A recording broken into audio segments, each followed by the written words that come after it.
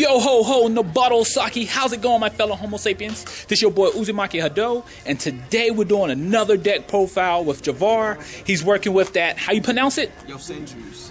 And I heard this deck is awesome. I heard you 2-0 Cliffords with this deck. 2-0, my goodness. So man, oh man, hop right on into this deck, man. Alright, first I played 3 number 1s. All the Yosenju monsters, when they're normal summon, they normal summon an additional monster. Alright, so number 1, he bounces. So I could just summon him and then bounce a trouble monster on the field. Next I play 3 number 2. Number 2 says that he could attack directly, but the side effect of attacking directly is his attack gets cut in half, so you attack your opponent directly for 900. Next I play 3 number 3s. Number 3, what he does is he's a searcher of the deck. What a combo that you use for this deck is you summon number 3, you summon number 2, you have number 2 attack directly if they have a monster on board, you attack directly, then number 3 searches. So then, but the problem with that is that they go directly back to the deck during their end phase. Okay. Right. Next I play 2 of the Tsenjiki.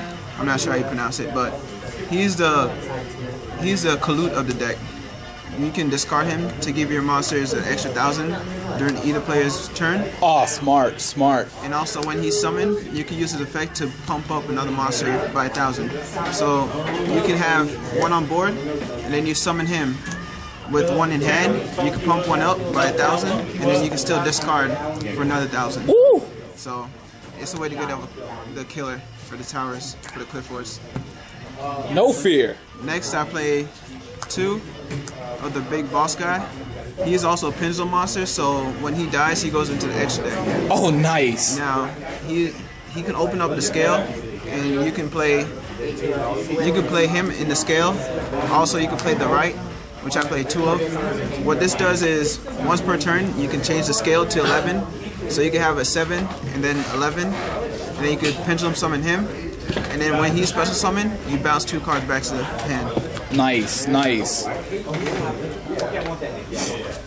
I play 2 lefts.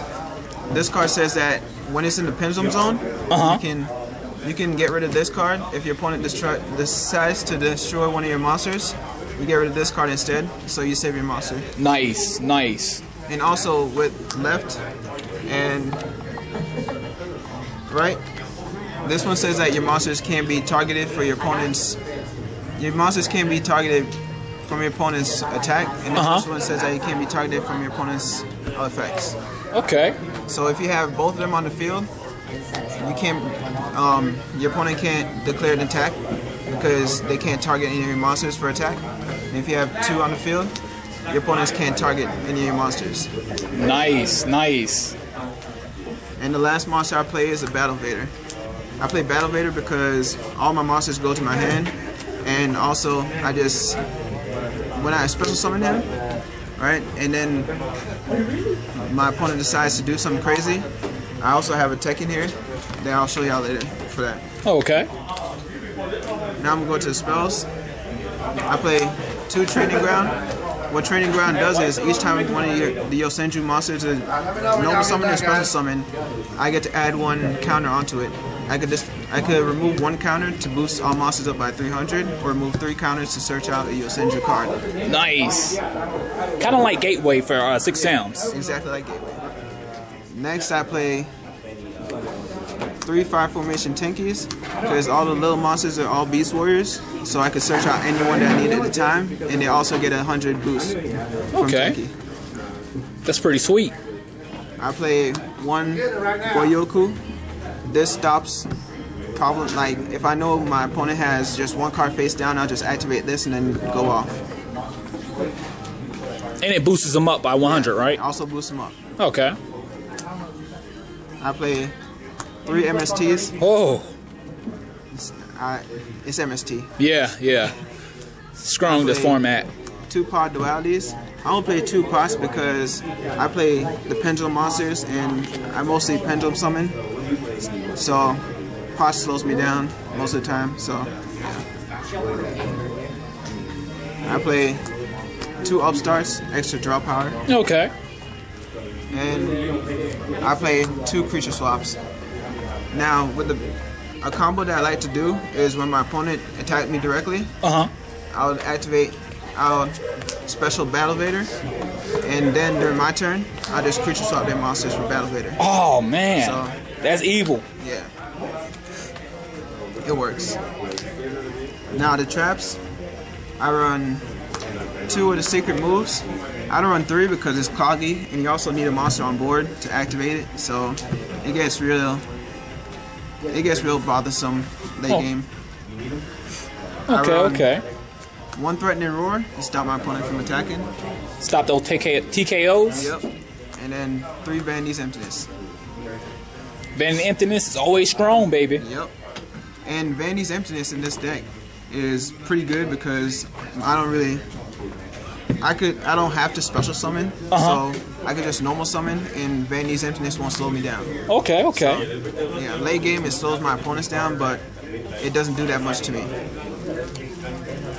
Now, for my extra deck, I play 101, Exciton, Castel, pretty standard.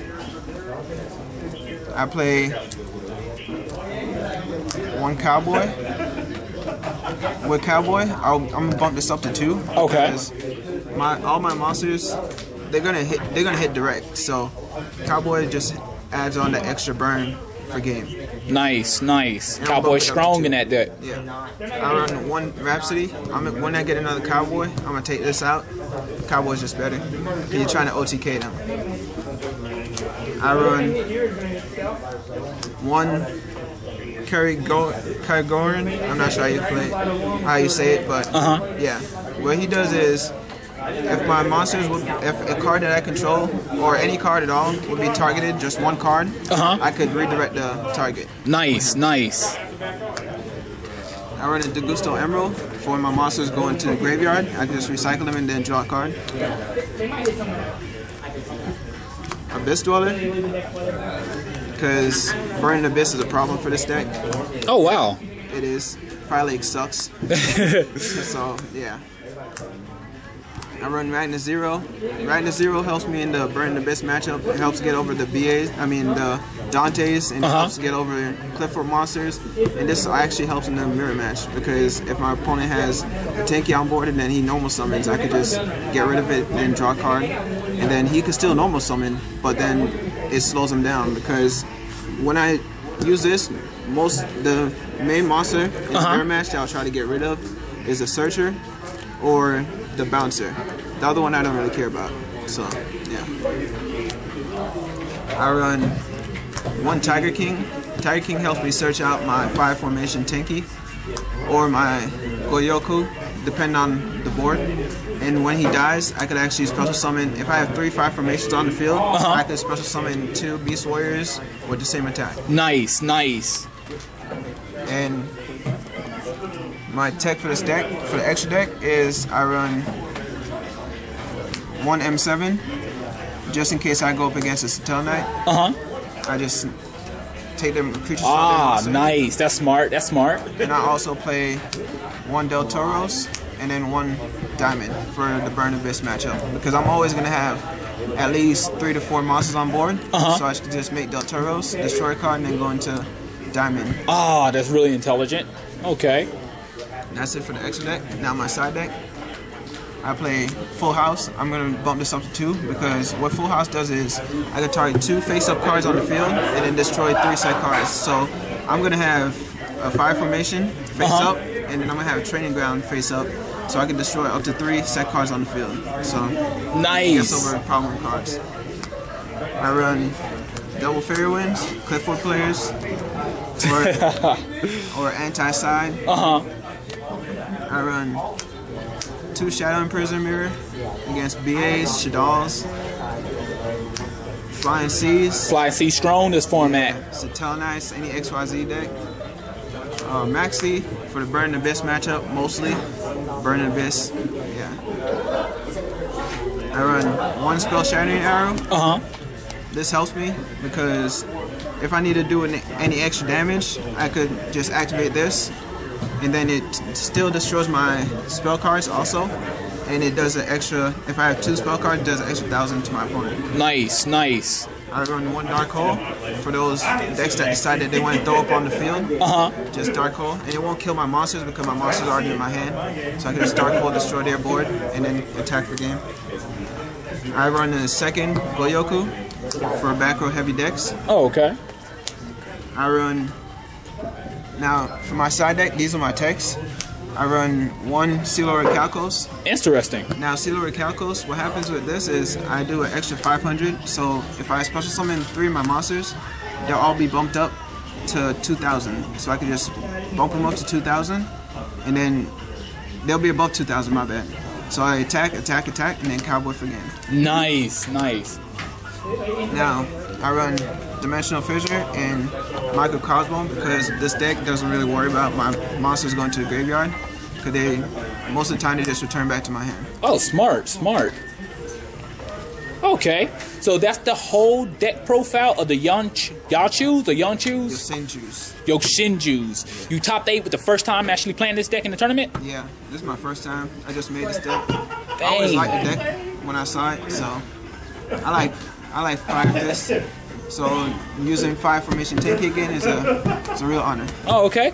Well, my fellow Homo sapiens, I appreciate you watching. Please rate, subscribe, and comment. It really helps the channel. Thanks for watching. Matane.